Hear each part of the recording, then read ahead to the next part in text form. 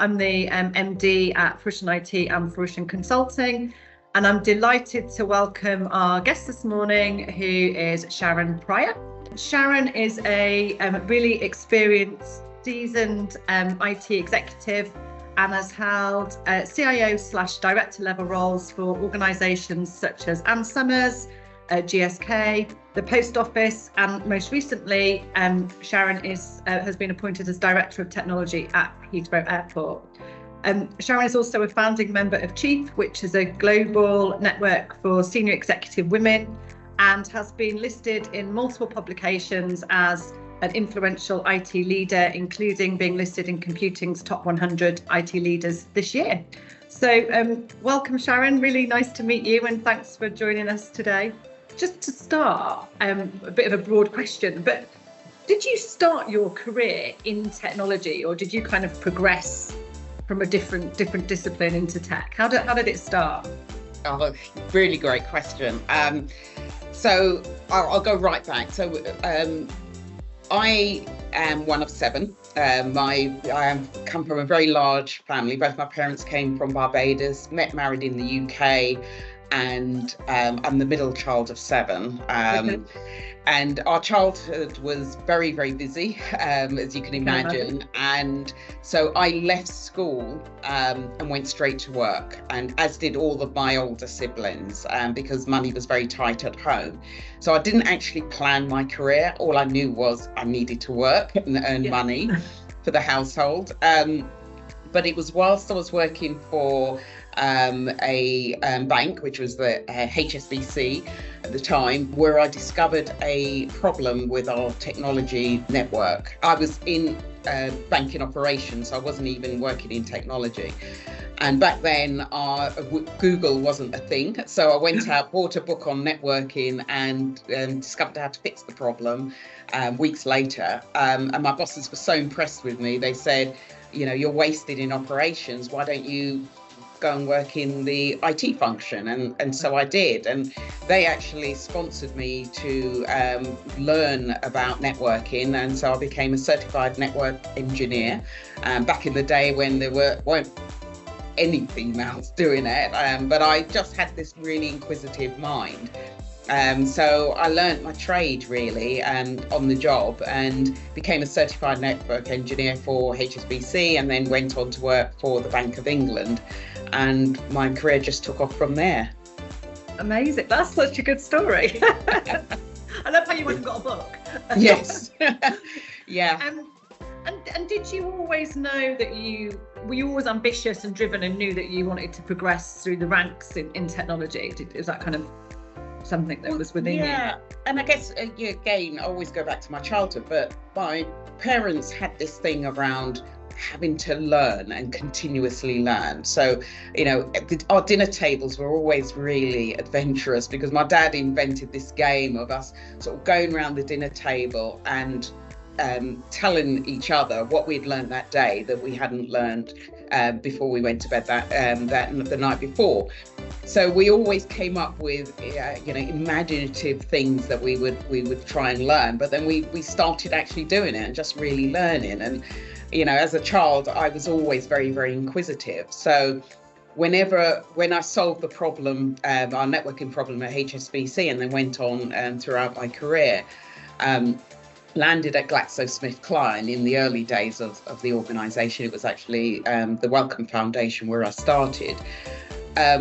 My inquisitive mind of solving problems just went through my career there, and I sort of grew the 11 years that I was at GSK with trying to solve business problems. And one of the problems that we had when we became GlaxoSmithKline after the merger of SmithKline Beecham and Glaxo Wellcome was digitization was everywhere, and how to digitize a heavily regulated organisation like GSK was a challenge, and I sort of rose to it, and I could see, you know, that technology and e-commerce was on the rise, and how could we translate that into the business.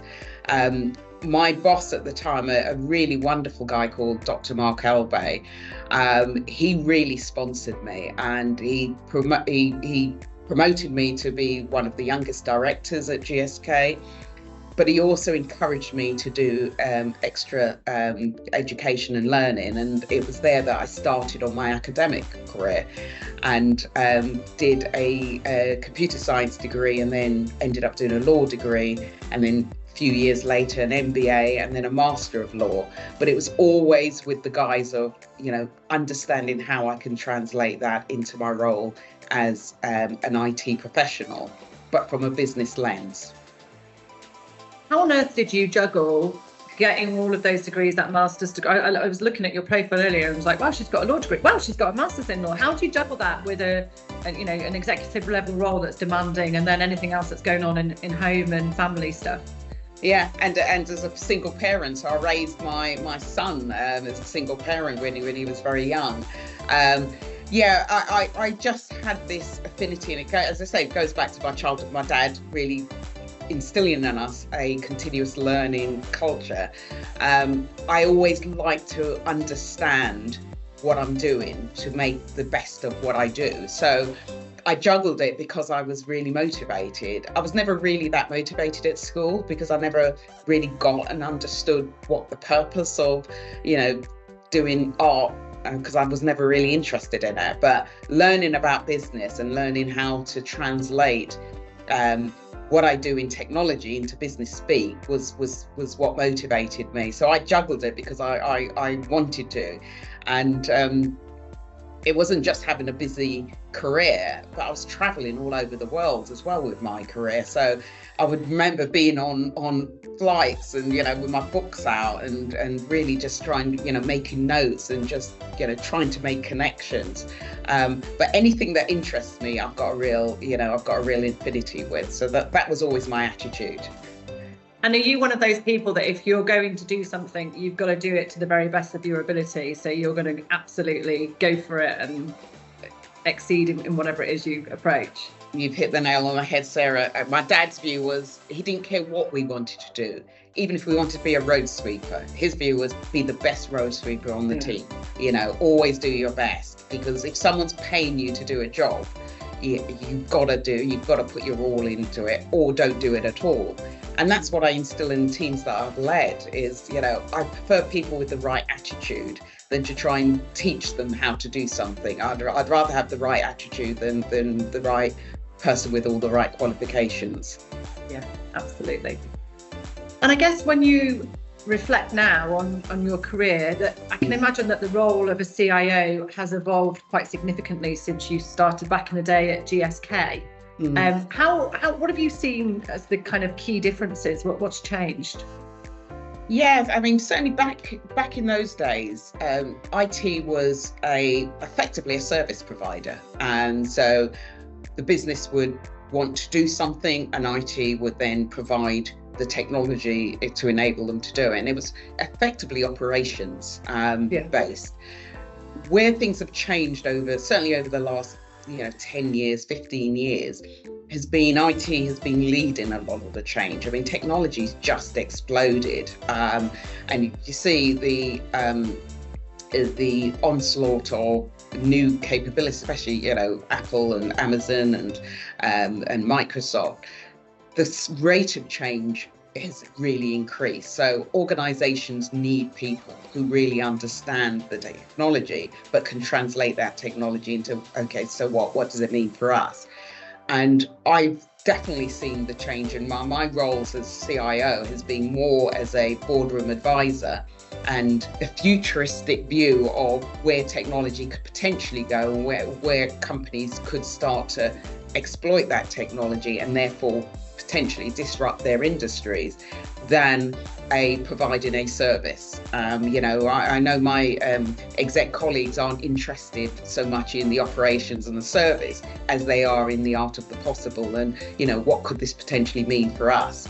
Cybersecurity has got the whole of the boardroom really not just jittery, but, just really concerned about what are the things we really need to keep a watchful eye on. So my role is to not throw in the grenades and say, you know, the whole world is going to fall down if you don't invest in this one thing.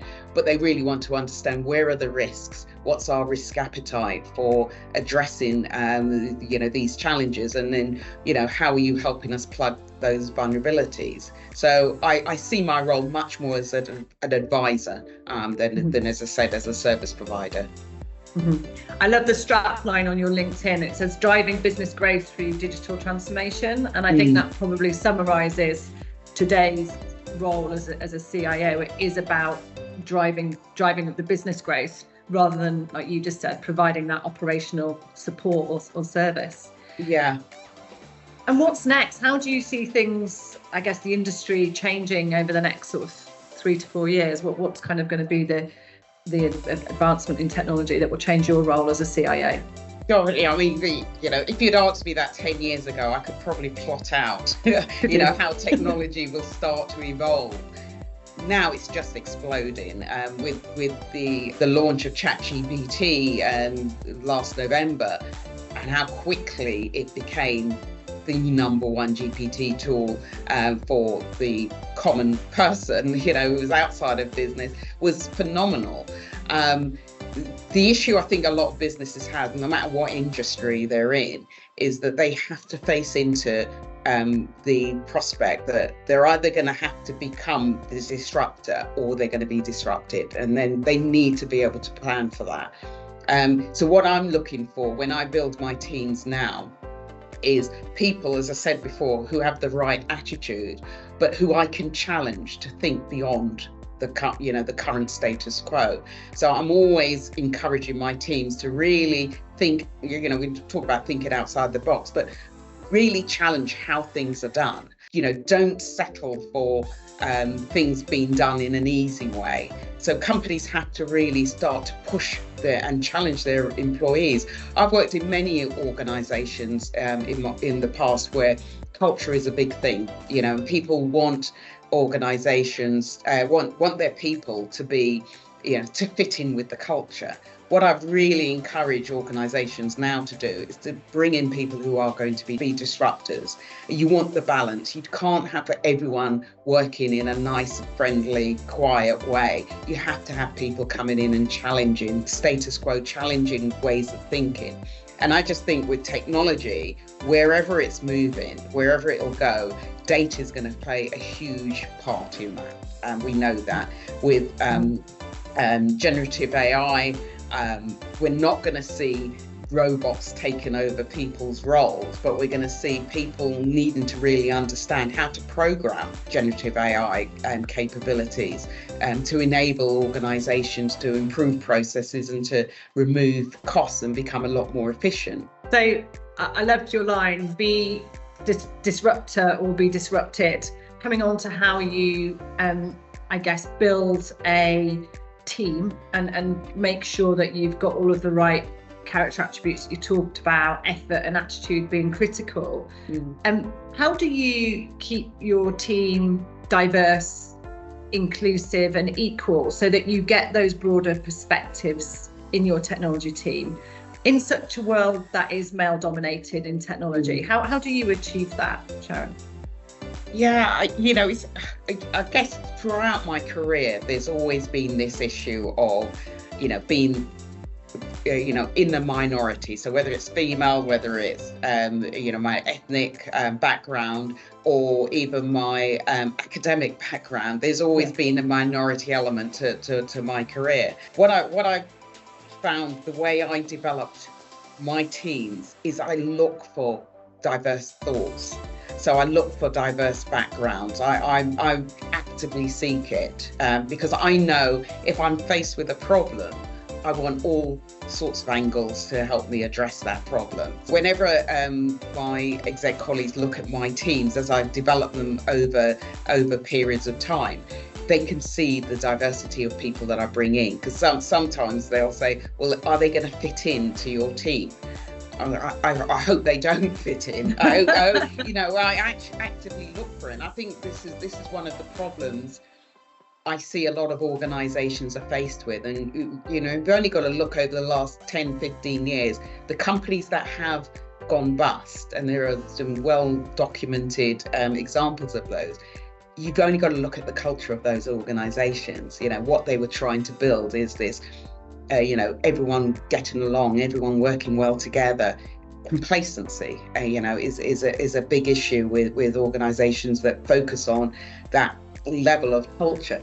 What I look for in building teams is people who aren't complacent, people who are always testing the status quo, people who have what I call that sort of system thinking and going back to basics when they hit a problem.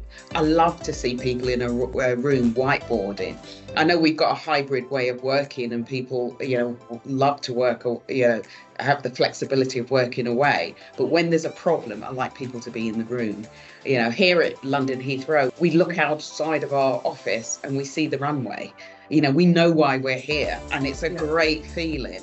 And so I want people who also have that spark in them, who want to be able to really make a difference. So that's the attitude I look for, and that's what I try to build in my teams. I don't want everyone to be the same. I want people to be different. I want different backgrounds, both economic background and social backgrounds and ethnic backgrounds and gender backgrounds. I love that, and I really embrace it. And I think because of my background, because of my history, because my parents came to the UK and built their family here, it's something I really cherish, and I look for that in my teams. And as I look across my peers and their teams, you can see people who, employ teams who are very much like them, and those that don't, and the difference in the way they operate. Yeah. It's really interesting and refreshing to hear, because, so often, particularly in the world that we work, in recruitment, the feedback we get from clients, I'm not sure they're going to fit in, or culturally, I'm not sure how aligned they are. And actually, you do need lots of different people with lots of different opinions, and those disruptors that are going to make great things happen. I was talking to somebody yesterday who has been a very successful IT director. And he said that, the working world as we know it today is completely different to what it was 18 months ago. And businesses that are slow to adapt to today's working world will be left behind. Which, it's really got me thinking about how we run our business. So but the challenge with having disruptors is you can't have too much. You can't completely throw everything up in the air. But the framework under which people are able to operate as disruptors has to be right. So they cannot be shot down or taking risks, as an example. So the risk appetite of an organisation has to match as well. If they are being told no all the time, they'll soon up and leave and they'll go somewhere else. And I find a lot of disruptors tend to be nomads. Because they'll go from organisation to organisation, as I have done throughout my career, because I love a level of disruption. And if it doesn't exist, I can get very frustrated or bored and leave. So it has to be a balance. You have to be able to deliver within that disruption, but you have to really have an environment that the organisation is willing to accept some level of the disruption risk taking.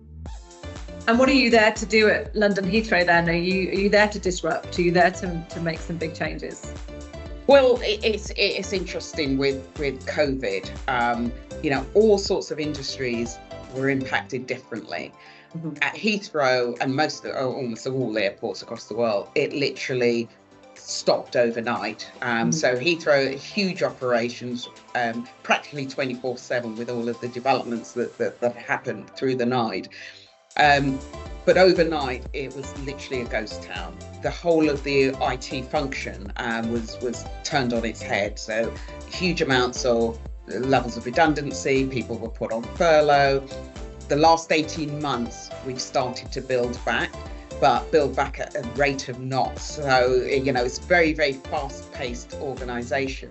So we have to, what I call, build back better. So all of the productivity improvements that need to be put in place, we have to manage our costs as well as an organisation, as most organisations do. And we also have to give great passenger experience. So my remit here really is to get an organization and a technology and cybersecurity function that is fit for purpose, so that we are delivering great value for our shareholders and for all of our stakeholders, but also to get a great experience for the employees and colleagues that I work with. So I'm working on, refining our operating model, making sure that that's fit for purpose, making sure that we have the right strategic plan and master plan moving forward over multiple years. I've worked in many organisations who have long-term planning, never as much as it is here. We plan really quite far out in advance, and we need a technology organisation with enterprise architecture that's going to help with all of that planning. So yeah, there's huge amounts to do. It's a huge complex organisation, and I'm just loving the challenge. I can't get enough of the challenge here. I think it's fantastic. And you mentioned that, like most organisations, particularly in 2023, have had to be much more focused on costs. Is that a challenge for you as a CIO, and how do you overcome it? Clearly we need to invest, and that's without doubt, but we also have to optimize how we're spending. And like a lot of organizations, we've outsourced quite a lot of the day-to-day, what I call commodity style of operations. But equally, we need to invest because we're still building capability, and there is a life cycle of our technology kit that needs to be refreshed over time, and cybersecurity is a real challenge for huge amounts of organizations. For me, we have to balance out how much we're spending with what return we're getting for it.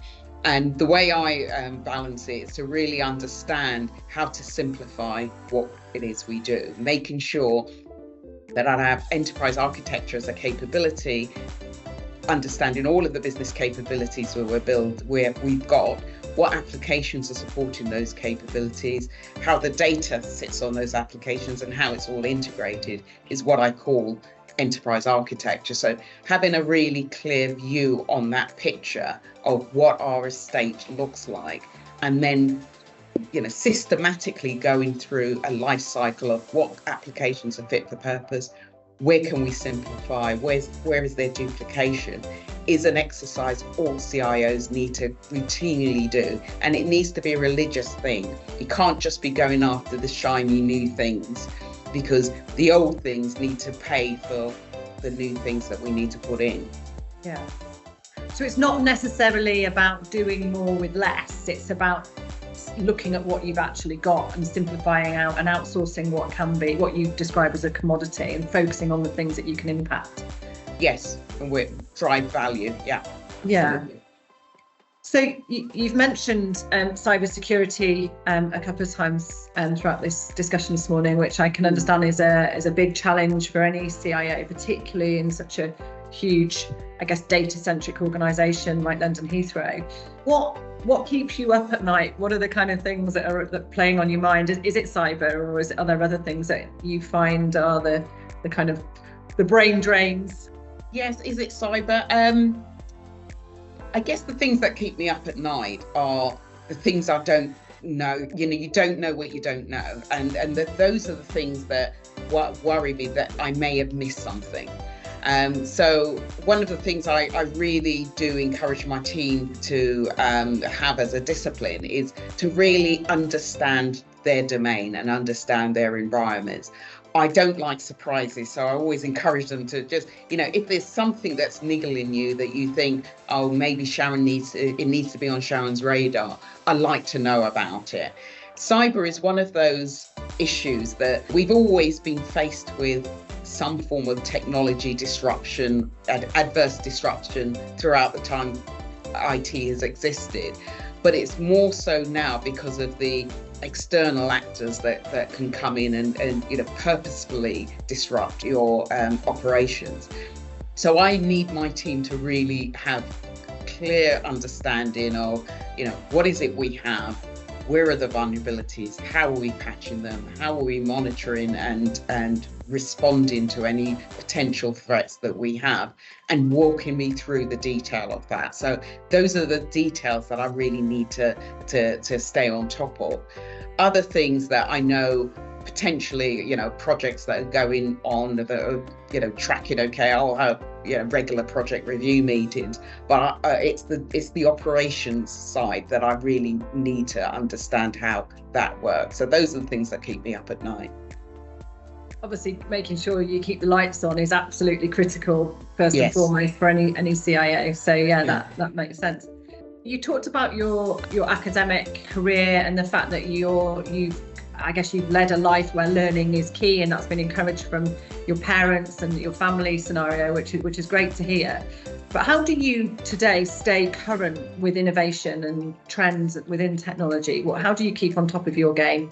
I love external networking. I've worked in organizations where people have not stay very long and there's huge amounts of turnover, or other organizations where people stay huge amounts of time. Heathrow is one of those organizations where people do stay a long time. One of the problems with that, it's a double-edged sword, because you understand the way the airport works inside out, but then you don't understand how other organizations work in comparison, so you're not really benchmarking yourself against anyone else. I network a lot externally. I always have done throughout my career. So I like to understand, how other airports are working, how other airlines are working. I've joined a women's CEO networking event called Chief. They are a organisation who specifically champion C-suite women across all sorts of industries. So I love talking to other industries around what they're doing for particular challenges, like AI or generative AI. How are they governing it? What are they doing internally? What impact will that have on different operations and roles and capabilities? I also go to symposiums and for external networking forums that also talk about the latest technology and what it can do. I treat those sorts of innovations and the talks as, going to a catwalk show. You'll look at, the London Fashion Week, and you see all the lovely fabrics coming up and down the catwalk, but it's not going to hit the high street. You've got to sit there with a view of, okay, so how can I then translate this into the high street? It's the same thing I do with certain technologies. I look at it and think, like blockchain, what would that mean for an organization, the supply chain of Heathrow Airport? I don't look at it as say, I've got to take it verbatim, that this is what we've got to do. So it's got to be within the context of the organization. You've got to put some realism around what's hype and what's the reality. And also whether or not you want to be a disruptor and just really lead the market in certain aspects of capability, or whether you want to follow. So my networking capabilities outside, external to my organization, has enabled me to really have the conversations with people, and I'm great at asking questions. So I'll start to ask questions and really get down to the nitty gritty of, well, what does this actually mean? What have they actually done? Yeah, it's really interesting, because I speak to a lot of CIOs, and a lot of them really struggle with that personal networking side of things, because possibly because they haven't invested time into it, and then they reach a point in their career where they realize they've neglected it and they almost don't know where to start. But it's interesting to hear from you that actually it sounds like you get more in terms of your development from talking to that kind of peer-to-peer network, as opposed to what's next in technology and what are the kind of the forums around innovation and trends. So I mean, don't get me wrong, I would hate to be in a room of 400 people and have to go around a network. That's not me. I'm one-to-one networking, so I will look at people, people's industries, I'll maybe meet them at a forum and then make a note and think, oh, I'll reach out to them separately and then reach out privately. Technologists in general have been seen as more introverted and like to sit in a darkened room and create stuff and then present it out to their business partners. You get that type of a technologist, or you get others who chase the technology for the technology's sake and don't really translate it into how are we going to make this work in our organization.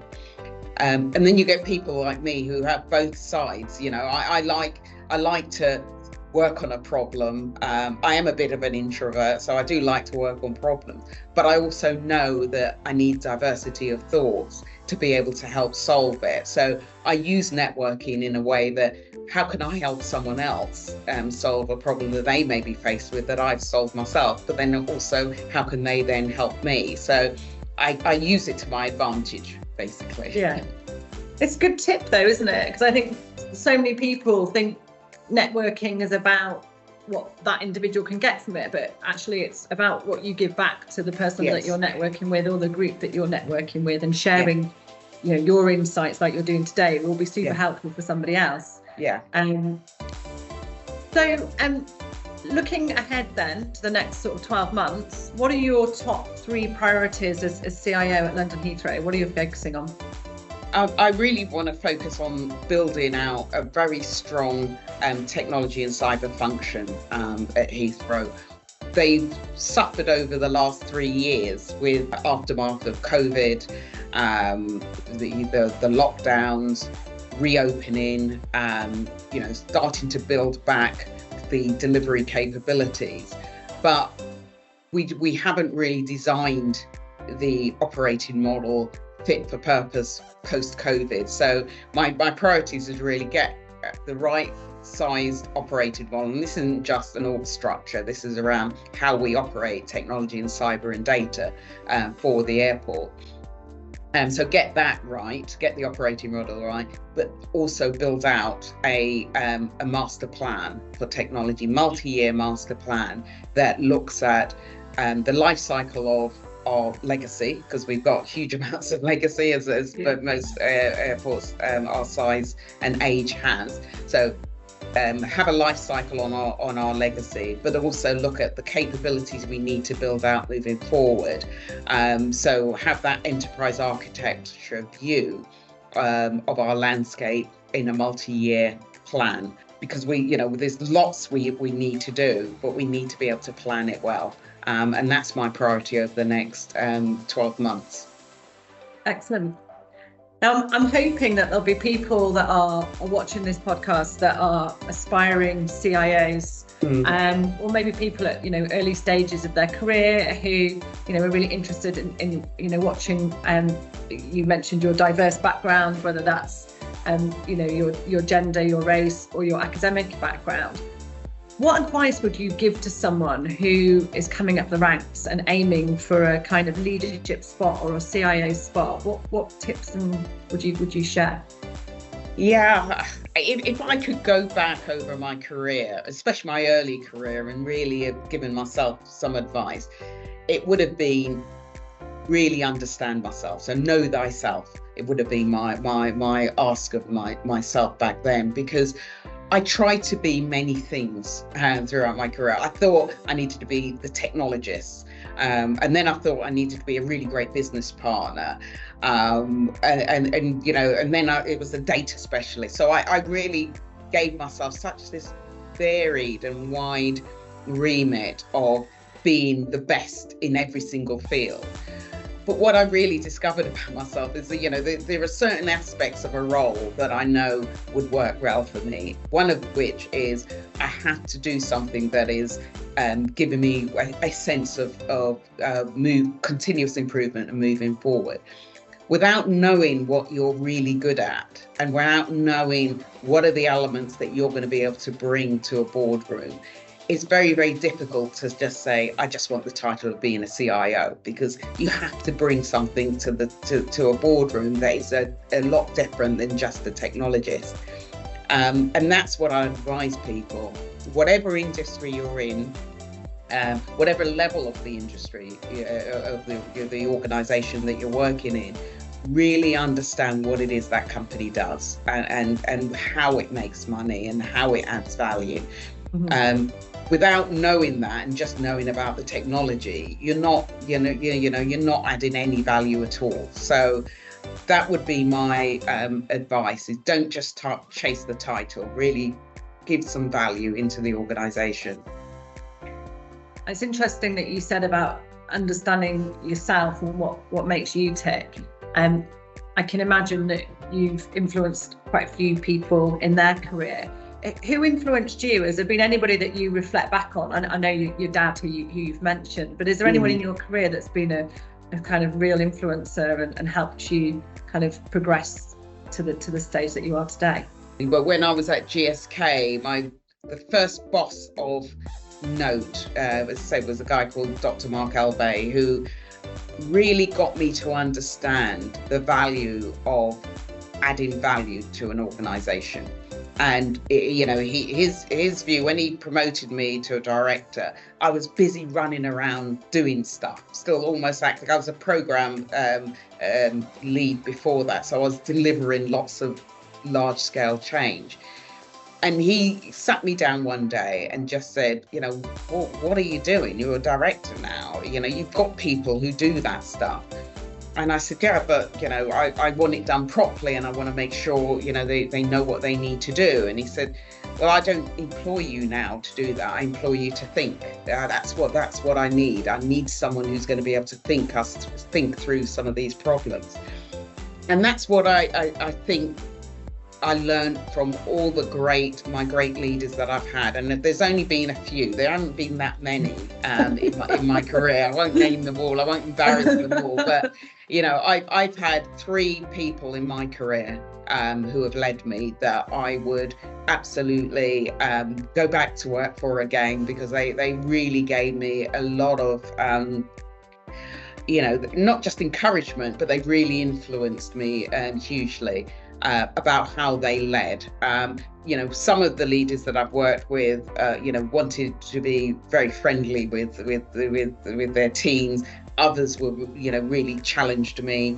So it's not been a one style of person that I've really respected him. And I'm sure if I was to call up a couple of people now, they would say, I thought you hated me because I was really tough on you. And I'm like, no, not at all. I really got a lot from our encounter. So yeah, I look at how I lead my team, and I think through what are the things that I think would motivate them. One of the when I did the Master of Law degree, I specialised in forensic psychology as a major, and I did that specifically because I wanted to understand people, and not so much why people committed crimes, although that was quite an interesting aspect, but understand people, so how people make decisions, so juries, why juries make decisions, what are the decision points and information points that help them come to a conclusion and decision. So getting that framework for me, I look at people who have influenced me, and I use that influence into how I lead people. So what are the things that I know will motivate individuals? And I manage people on an individual basis because that's how I liked to be managed. So yeah, I take a lot of inspiration from past leaders, good and bad, but some of the really great ones have really helped elevate me, and that the bad ones have sort of made a note, don't do that with the people I lead. So yeah. It sounds like having lots of experience, and that breadth of experience that you've had working for different organisations, but I guess most importantly encountering different people from all different walks of life has really positioned you in the role that you are today, and influences how you operate and manage your own team. So it's really good advice. Actually, you just sometimes it's about taking a step back and having the time to reflect and think. Yes. Which is quite often a challenge for any leader of any business or function. So, yeah. So on to my final question now. So we ask each of our guests to leave a question for the next person that will sit and chat to me. I met with somebody last week, and I talked to them about you and your role at London Heathrow. And his question is, I'm curious about the importance of fostering a data-centric mindset in today's rapidly changing tech landscape. How does Heathrow Airport approach leveraging data to inform decision-making and improve overall operations? So it's quite a big question to put you on the spot. Huge question. So, over to That's you. a huge question. Yeah. I'd never worked in before I came to Heathrow, I hadn't worked in the aviation industry, hadn't worked for an airline, hadn't worked for an airport operations before. And what I discovered in the 11 or 12 weeks since I've been at Heathrow is that the airport operates in a very complex environment. So there are mainly three things that the airport needs to do. It needs to get passengers into the airport and through the airport. It needs to manage baggage, and it needs to manage aircraft at each of the gates and onto the runways. And to do all of that, the airport needs to manage data really well. So it needs to be able to predict and scenario plan, people actually walking through the doors of Heathrow. And we have something like, 250,000 people a month coming through the airport. So it's a huge operation. But we need to have data to be able to dictate how many people can we have in each of the lounge, in the departure lounge, in the arrivals hall, how many people can we have at the gates, how many planes need to land at any one point, where do they need to be, what time do they need to take off, how much baggage is coming in, which carousels do we need to operate, and then how many people do we need physically in the airport to be able to manage all of this. Data is key for that. Historically we've used data to be able to manage, let's say, the amount of airplanes coming in, the trains coming into the airport, and then the passengers working through. Now we need to be able to predict it. So, if the weather is doing something different, if there is an event happening in London at a certain time, if there's a connection for Europe, because we are a hub airport, so we most people come in, especially from the US, into Heathrow and then go out to another airport in Europe. How what's happening across Europe? We need data to be able to do some predictive analytics for us.